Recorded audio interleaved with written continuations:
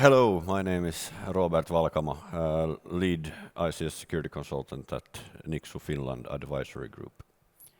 I'm Matti Suominen, leading the product cybersecurity services here at Nixu, working with a lot of product development organizations, helping them to succeed with standards like IEC 62443, for example. Industrial cybersecurity has basically got popular last years. Despite of this, there's actually been standard work going on in this field for a longer time already. And this session is now about just to go into, I would say, a very shallow dive into the standard, what it actually contains and how it's used. Industry 4.0 is, well, just to set the stage. We have the fourth industrial revolution, as we see. We have the mechanization, the electricity, electronics, took kind of a long way. And now we're talking about the fourth revolution, where we're talking about digitalization. From my perspective, it's kind of we just learned how to use the third one. So we have all the components already. We're just starting to utilize them better and better. So the thing actually going on now, we have more communication in between devices to have more active or just-in-time type of operations, higher level of quality control, whatever we could think about. Making it possible to make new things more efficient. And of course, not all of this is entirely new, but a new part of it with the whole Industry 4.0 is what digitalization can bring to us. So for example, we can do a lot more with data. We can know a lot more about how our operations are running, what is being produced, in what kind of volumes, etc.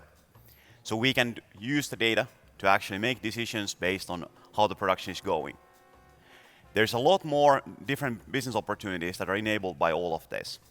And that is basically what the Industry 4.0, when you strip all the interesting stuff out from there and all the marketing hype, that is basically where it comes down to. The whole data-drivenness and what's happening behind the scenes. You can imagine from our perspective as security people that security comes into play here. Back in the day when you had the whole mechanical thing, things being produced in the old-fashioned way, cybersecurity was not really a thing. And most of us, I guess, know the joke that when you start thinking about something that is horribly and highly insecure, you would be thinking of factories.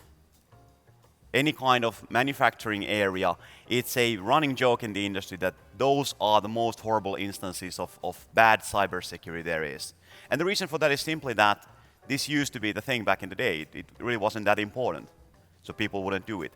But now security is basically what's driving this. We are integrating a lot of systems together, a lot of devices together, and everything is based on data.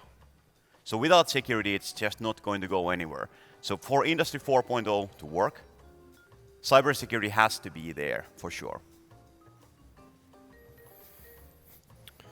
So the actual standard then. It's actually a standard series. Bunch of documents, not just one. They're published in different time periods between 2009 and 2019, or the latest. They cover the whole stack of industrial sites, so they are type of generic in a way.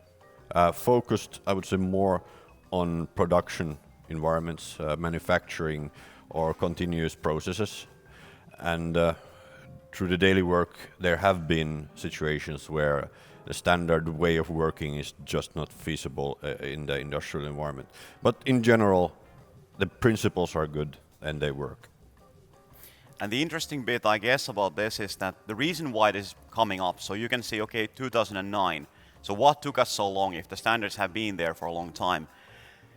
Within the clients we work with, a lot of them have basically woken up to this within last year or two, And I would say primarily because the 4 series, we'll get to this in a moment, the 4 series deals with the actual physical devices and how they are manufactured, what kind of cybersecurity requirements apply to an actual box with wires coming out from it. So that's the point where it starts becoming concrete and you start getting requirements that are actually practical to implement. And you also start getting clients asking that, well, in order for me to buy this device from you, I want it to be compliant with whatever requirements are out there, and this is the one that would be applicable. So that's why, especially here for Nixo, this has become much more interesting within a year or two. Before that, you didn't really hear much about it. Yeah.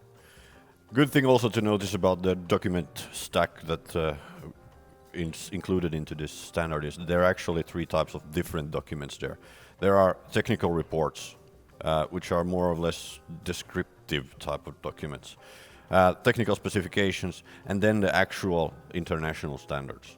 And these are the ones which then actually can be audited against. So here you see a beautiful list of all the things that are included at the moment. And of course, this is being developed all the time. So a year from now, there's most likely going to be a couple of new items in this list. But you see a general overlook of all the different standards included. So the formatting usually goes so that it's 62443-something, -something. And those numbers after the dashes are the ones that are interesting.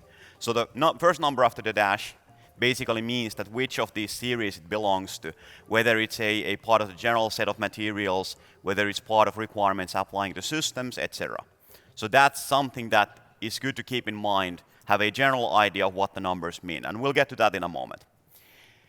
Then you see here that some of the boxes are colored, while some are not. So basically the colored ones are the ones that have been released and are out there. Not everything is still out there, and this creates some funny and interesting problems because there are situations where some of the unreleased material would sort of be required to design things correctly, but they are not quite out yet. So there's been a lot of work, and especially the lower part of the picture is quite recent, only within the last couple of years or so. We'll get into more details on what all the different parts mean and give you some overview of what is covered by each and which are the ones that you most likely should know or remember at least to some degree so that you can have a discussion with a client on those.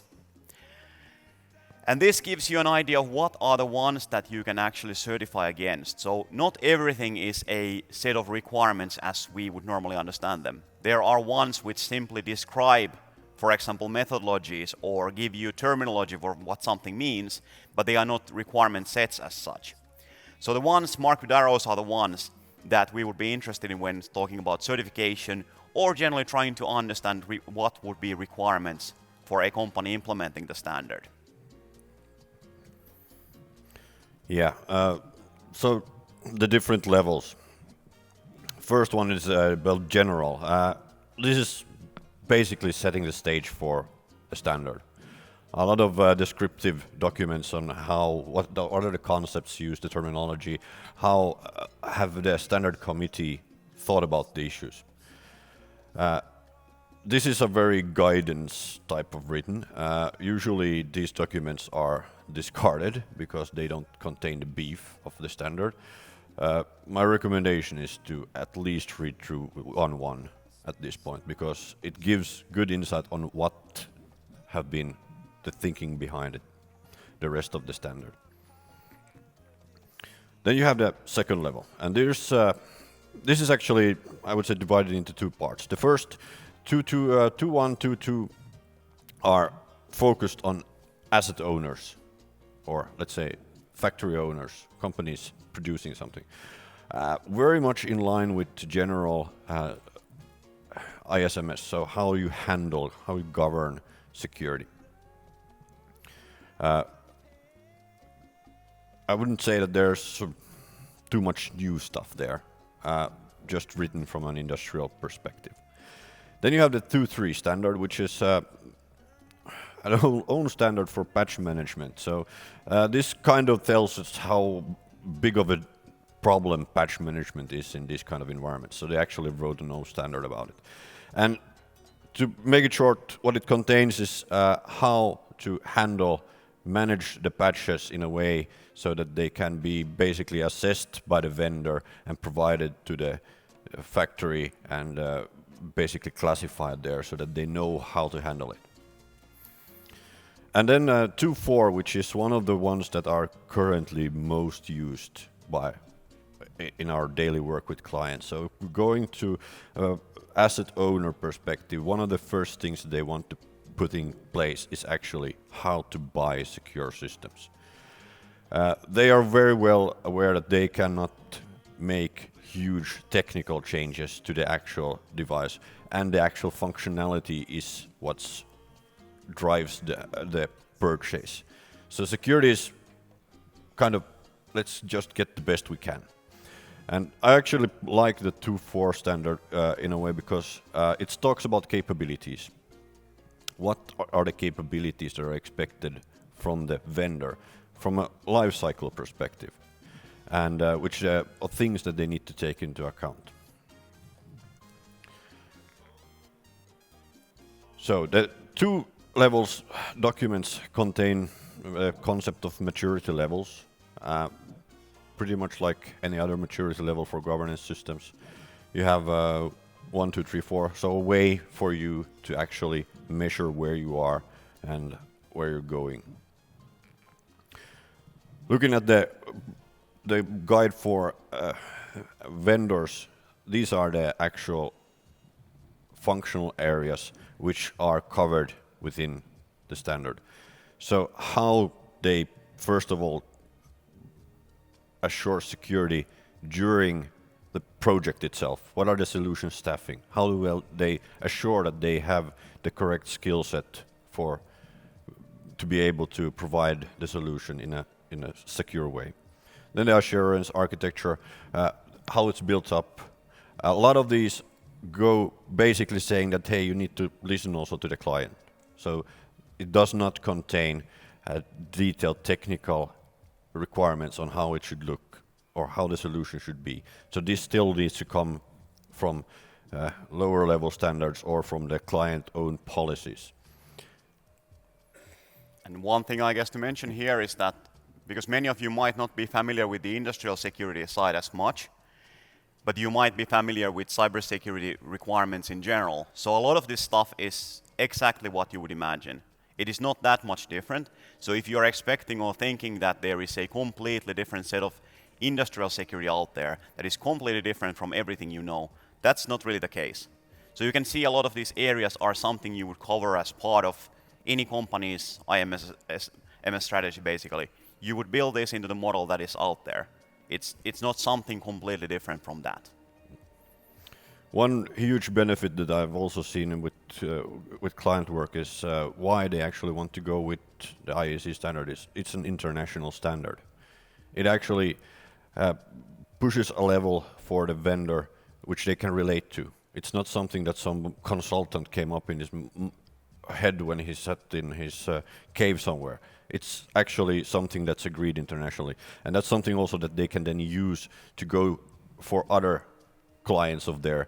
And basically the time invested in making all of these happen is not a wasted time in that sense or only for one sales case. Okay, so we're coming to the third part of this, so the system level. Within this context, when you talk about systems, you basically mean a collection of different products tied together through networks. So that is a fairly core component of system. Can be literally anything, a factory or a ship in a case or whatnot, what have you. And this is the part that deals with the integrations and the networking specifically. Because a lot of the effort goes into actually connecting these devices. As we mentioned, a lot of it has to do with integrations, connectivity, and security within those. So that's why this area is focusing on securing the connectivity. There's a lot of discussion about networking, firewalls, security perimeters, architecture within that area, and so forth. How would you secure a network of devices that might have different kinds of requirement levels? They need to be isolated in different ways, etc.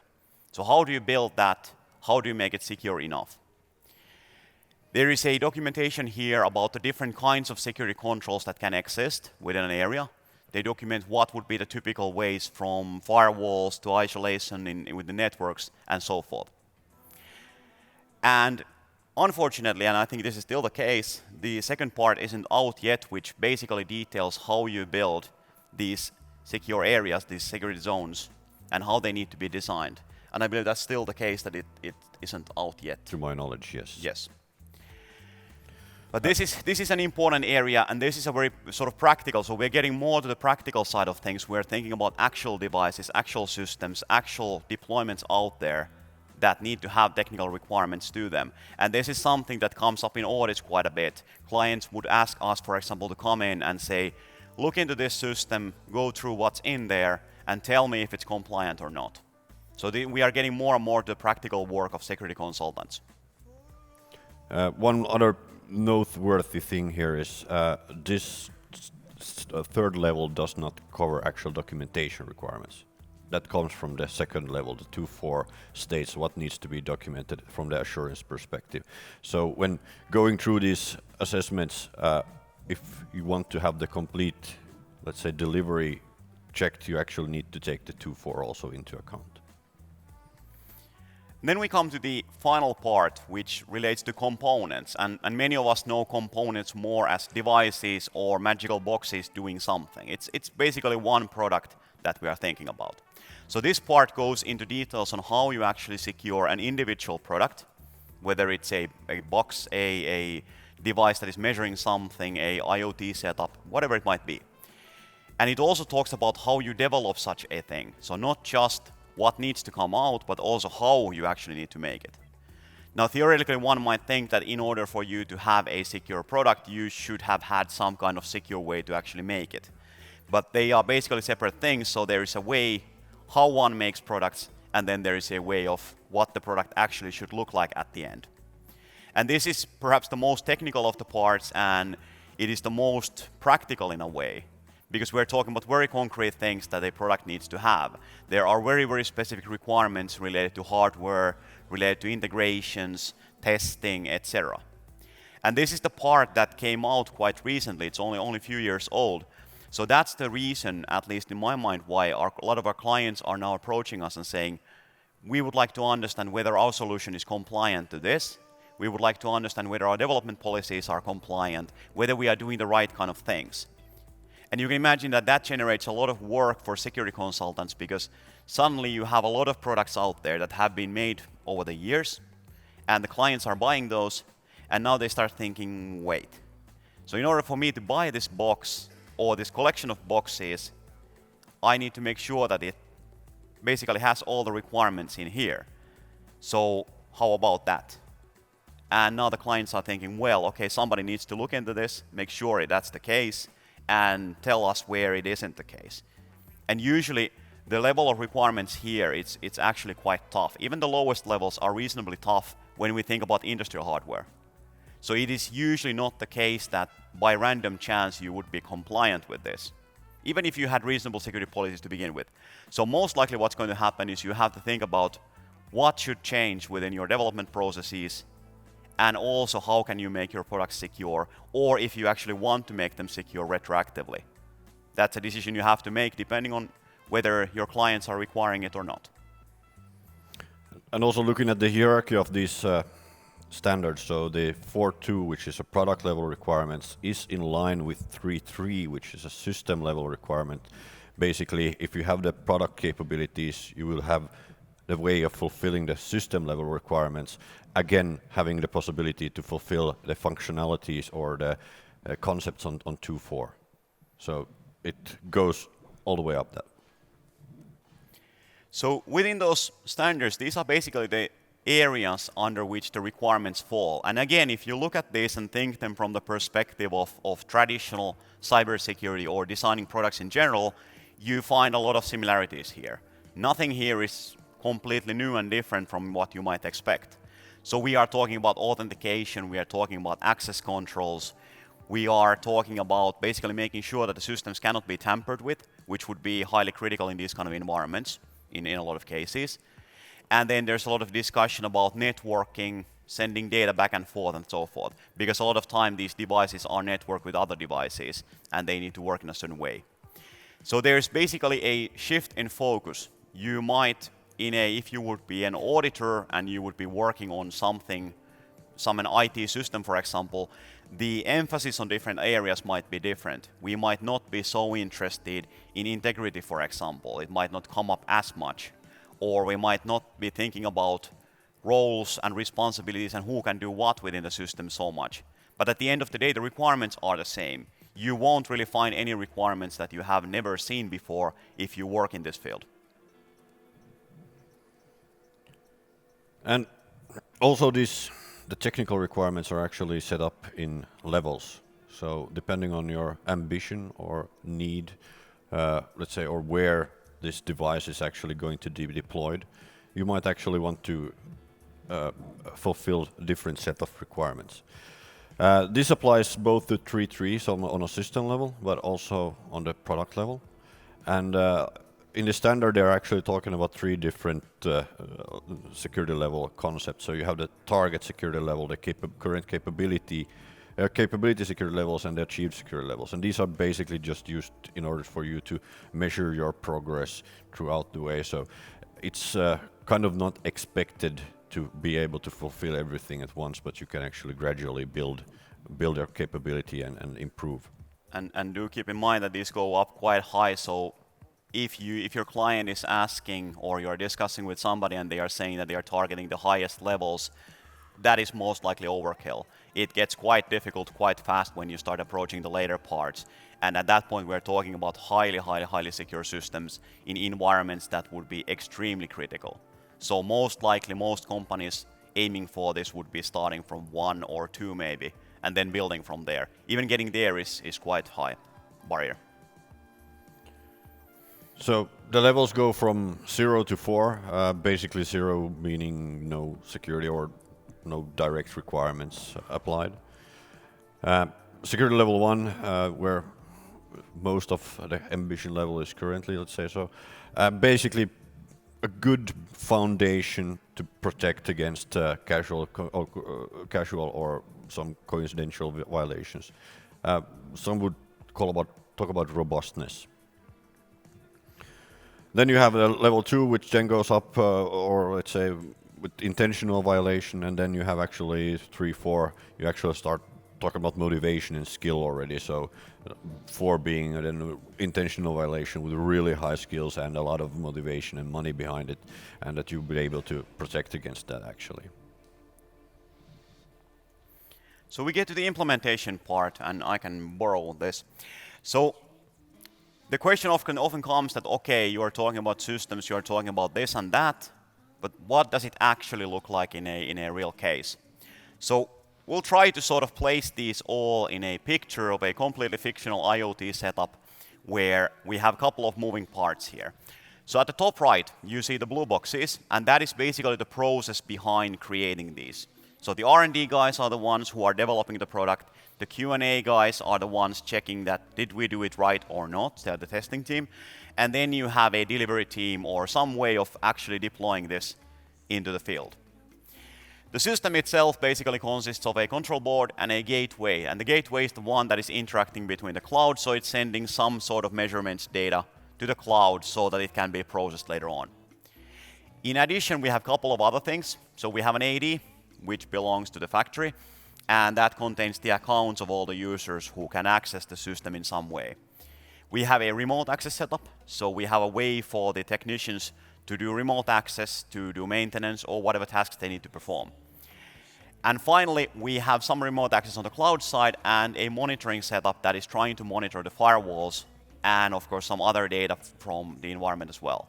So this would be a really simple and trivial example of what a IoT solution might look like in a factory environment. So let's think about how the different standards fit into this picture. And of course, in a real world, things would be a lot more complicated. We would be talking about dozens, hundreds of systems in some cases. But let's keep it simple for this exercise's sake. So 2-4, as was mentioned, it basically applies, there's a lot of stuff that applies to the owner of the factory who is operating it. But in order for them to be able to fulfill their job, we as the ones who are delivering this system to them and selling this to them, we need to give them some information and we need to make sure that that's documented and available. Otherwise, it's not going to go anywhere. And of course, we are most likely also involved in remote access part of it. So we might be connecting to different places. We must document those policies and have them clarified out. So that is where this comes, even though it's technically a standard for the one operating the factory and we are not that person, but we still need to understand that. Otherwise, they cannot do what they need to do. Then we have the 3-1, which basically documents different kinds of controls. So it doesn't specify them so much, but it documents of the different kinds of things. So it basically applies to a lot of things that we have in the picture. A lot of the security controls would be in scope for that. And basically that applies to the whole system. So all the gateways, the control boards, all the stuff within that environment basically falls under the same system. So that would be what we call a system. 3-2 is the one that talks about the perimeters, isolating the networks, making sure that different parts are well in where they need to be. So things like firewalls obviously would be the controls we would apply there. We would place them in different places. We would design the network in such a way that only different things can interact with the parts they need to, and the security levels as we design them would be applied correctly. Then 3-3 is basically, actually, do you want to say a few words about?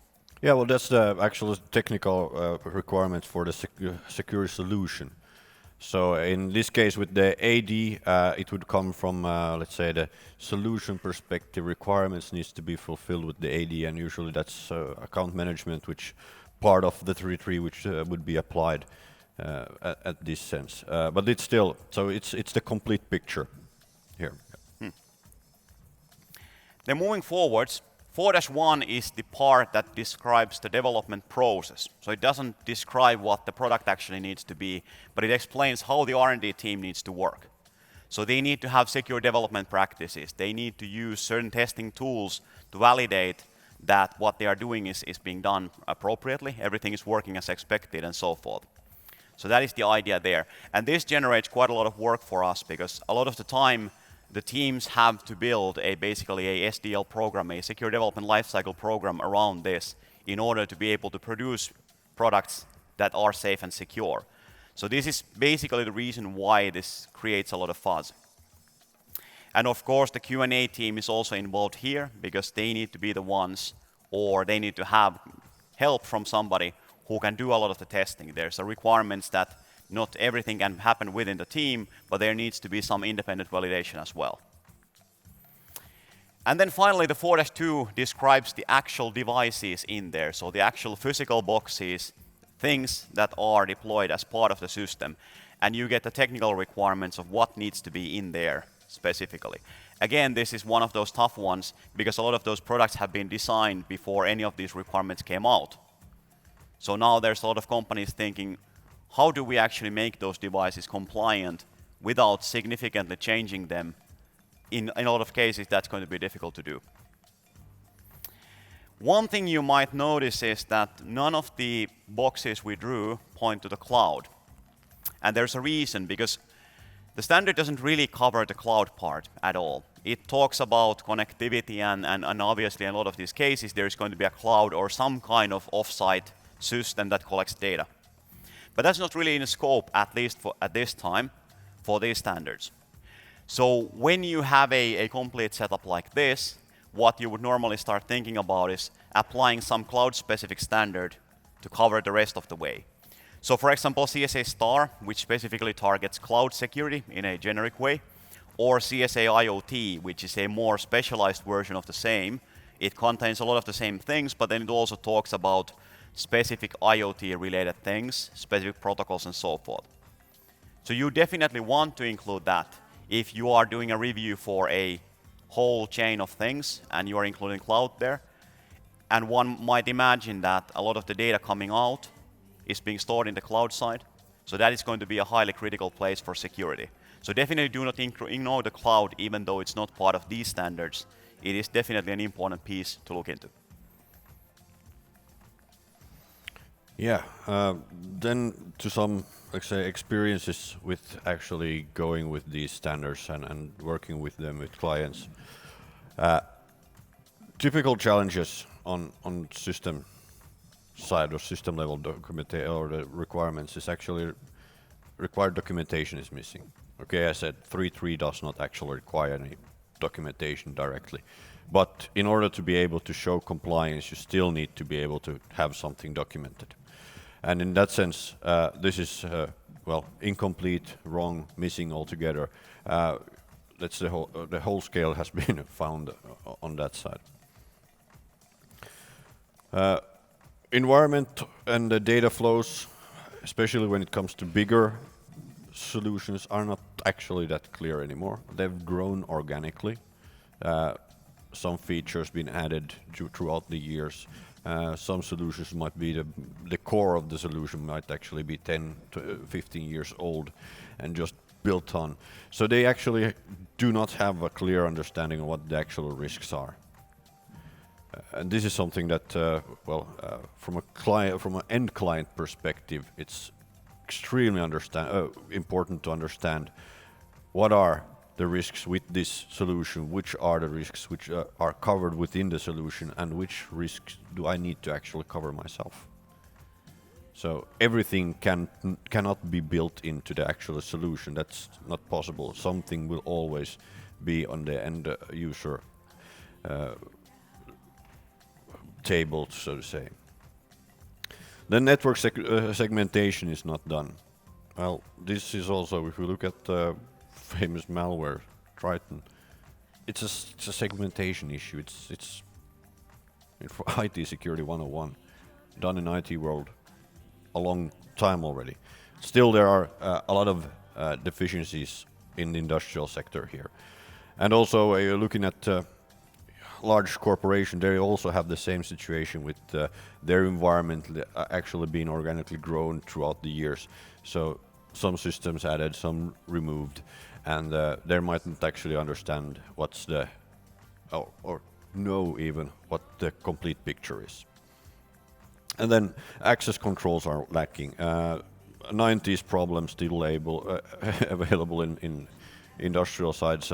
Happy to say I've seen several vendors' systems being able to produce at least sufficient level of access control these days, but still, in general, there are a lot of challenges there, and most of them come from, for example, role-based passwords and this kind of stuff, which originates in actual the operation itself. So let's say that some operator comes and do something or takes care of a manufacturing machine. If the shift changes, but the machine is working, he probably can't log out of the machine handling the operation. And this is why they actually use role-based, so they can just move on and continue to work smoothly and so on. Another misconception which comes into discussion, which is good to know. So this is the reason why I said you read the 1.1 part of the standard, even if it's not the requirements. It comes to different concepts. So the Purdue model is actually well known within the industrial community, but this is actually an enterprise architectural model for the network. But unfortunately, useful or often you have when you have written out that the levels 1, 2, 3 are misconceived with the fact that they would be security levels, and this is not the case. So security levels is actually what are the set of requirements applied. Then you have security zone, which is the logical or physical implementation of these requirements. Meaning that you would actually end up with a Purdue model type of high-level architecture, but within each level of the Purdue model, you can have several zones actually making or enabling the security features. So wrapping things up, let's talk a little bit about the product side of where this usually goes wrong for a lot of the cases we work on. One of the most obvious thing, and this is almost always the starting point, is that we go there and ask, okay, so what were you trying to design? How were you trying to design security in this product? What were you requiring from the developers? Did anybody go to them and say that this product has to have so and so feature? And almost universally today, the answer is no, we didn't have anything. And you can imagine that when you don't have any requirements, there is no way to succeed, because basically what the developers are making is the exact thing that is being required.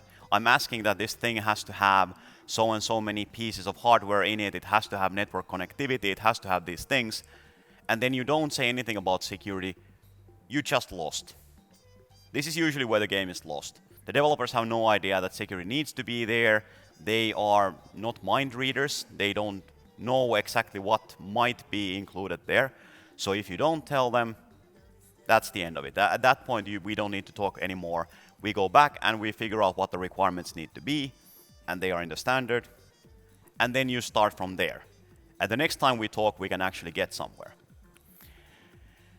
Then you run into the problems of not knowing what to do. It's one thing to say that there needs to be an encrypted connection, or there needs to be an authentication mechanism based on keys and cryptography and all these things, but if you don't know what any of them are, then it's not going to go anywhere. And if you ask for your organization to support you, and you ask the security people that, can you explain to me how to implement this, because I literally need to bang out some code, if you don't know to do that, if nobody in the organization knows how to do that, then again we are back to square one. Somebody needs to know how to do it, and that's where you want to get some expert help if you don't have that within the company itself. A lot of the times there's different teams implementing these products. If you take a large company, there might be 100 different teams, all implementing a different product. One of these teams might be brilliant. They might have people with long experience, they might have worked with a product for 20 years, and next to them sits a team where nobody has any clue what they're doing. Because the company doesn't have a policy or a way to enforce consistent practices. Nobody is checking that everybody is auditing their systems. It is typically that one team that knows a company that can do audits, and they are the ones doing all the audits, while nobody else is doing them. Again, just lack of clear, consistent practices that should be basically the same in the organization, with some exceptions when they make sense. And then finally, the legacy part is of course critical here, because a lot of these products are old. So when you have something that is really, really old, based on really old hardware that was designed 20 years ago based on completely different kind of premises and ideas about what security should be, it is no surprise that at that point it's really hard to go back and fix it. If you assume that the factory is going to be a box to which no network cable goes, and then all of a sudden somebody comes up with the idea of, let's do Industry 4.0, let's do IoT, let's connect everything to everything, and let's put a cloud here. At that point, your legacy product just might not survive that transition. You might realize that we simply cannot go back and fix this, because the product assumes so much about the security already that we made all the wrong choices, which back in the day were the right choices. But now they have become the wrong choices, and we cannot really go back and redo them without actually scrapping the product. And to wrap things off, we listed a couple of things that typically when we are working with clients and they have problems or they need support, these are typically the areas within each standard that we are talking about. So in the 2 series, it's a lot about the documentation. That is generally the thing that is always missing, and just general security management, the kind of basics that we would normally do. Within the 3 series, there's a lot more things going on, but identity and access management combined with network security are, of course, big themes there, because it's a lot about connecting systems, enabling access to the right systems, preventing access to the systems you're not supposed to go to. And of course, connectivity is increasingly becoming a problem there, because as mentioned, a lot of these systems are being connected now, and there's a lot of new stuff being built on that. So that keeps us quite busy. And then finally, in the 4 series, we are talking a lot about SDL model deployments, for example. We are talking about getting the security automation in place. The standards go a lot into detail on what kind of automation needs to be there in addition to human testing. And then finally, making sure that the companies have sensible ways for building the architecture and figuring out how the product should actually be made. As I mentioned, it almost always starts from the simple question of, do you have security requirements? And the answer is always no, and that is always the first starting point for everything. Without those, we don't get anywhere. There's no mechanism to get going unless you know what it is that you're actually trying to implement. This has been our quite short summary into what is the really shortest possible you need to know about these standards. And we are exactly on time with 12 seconds left.